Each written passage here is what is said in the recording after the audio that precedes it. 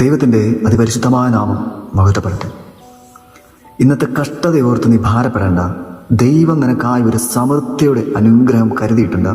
ചില കഷ്ടതകൾ ജീവിതത്തിൽ നല്ലതാണ്. നമ്മോടൊപ്പം ആരൊക്കെയുണ്ട്, ആരൊക്കെ നമ്മിൽ നിന്ന് അകന്നുപോയി എന്നൊക്കെ അറിയാനായിട്ട് നമുക്ക് സാധിക്കും. നമ്മുടെ വീഴ്ച കാണാൻ ആഗ്രഹിക്കുന്നവർ പലരും കാണും. നമ്മോട് ചേർന്ന് നിൽക്കുന്നവർ തന്നെയായിരിക്കും ഇത് ആഗ്രഹിക്കുന്നത്.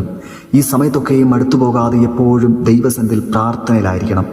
ദൈവത്തിൻ്റെ സാന്നിധ്യം എപ്പോഴും നമ്മോടൊപ്പം ഉണ്ടാകും. പ്രാർത്ഥന ജീവിതത്തിൽ നമ്മുടെ ഒരു ആയുധമാണ്. അതിൻ്റെ ശക്തി നമ്മൾ പറഞ്ഞറിയിക്കുന്നതിലും അധികമാണ് അതിൻ്റെ മഹത്വം എന്ന് പറയുന്നത്. ദൈവത്തിൻ്റെ വചനം ഇപ്രകാരം പറയുന്നു. ആവർത്തന പുസ്തകം 28-ാം അധ്യായം അതിൻ്റെ 8-ാം വാക്യം: യഹോവ നിന്റെ കളപ്പുരകളിലും നീ തൊടുന്ന എല്ലാറ്റിലും നിനക്ക് അനുഗ്രഹം കൽപ്പിക്കും. നിന്റെ ദൈവമായ യഹോവ നിനക്ക് തരുന്ന ദേശത്ത് അവൻ നിന്നെ അനുഗ്രഹിക്കുമെന്ന്. സകലത്തെയും അനുഗ്രഹിക്കുന്ന ദൈവം നമ്മോട് കൂടെ ഉള്ളപ്പോൾ ഒന്നിനെക്കുറിച്ചും ഭാരപ്പെടേണ്ട, പ്രയാസപ്പെടേണ്ട. ഏത് വിഷയത്തിന് മുമ്പിലും ദൈവസന്നിധിയിൽ അവൻ്റെ മുമ്പിൽ നിന്ന് ആ വിഷയത്തിന് വേണ്ടി, ആ വിഷയങ്ങൾക്ക് വേണ്ടി ഒന്ന് പ്രാർത്ഥിച്ചാൽ ദൈവം അത്ഭുതത്തെ നമുക്ക് വേണ്ടി ചെയ്യും. സകലത്തെയും തന്ന് അനുഗ്രഹിക്കുന്ന ഒരു ദൈവം, സ്വർഗത്തിലെ ഭണ്ഡാരത്തെ നമുക്ക് വേണ്ടി തുറക്കുന്ന ഒരു ദൈവം സമൃദ്ധിയായി നമ്മളെ അനുഗ്രഹിക്കും. ഇന്നത്തെ കഷ്ടത ഓർത്ത് ഭാരപ്പെടേണ്ട. നാളെ നല്ല ഒരു ദിവസമായിട്ട് നമുക്കത് തീരുവാനായിട്ട് സാധിക്കും.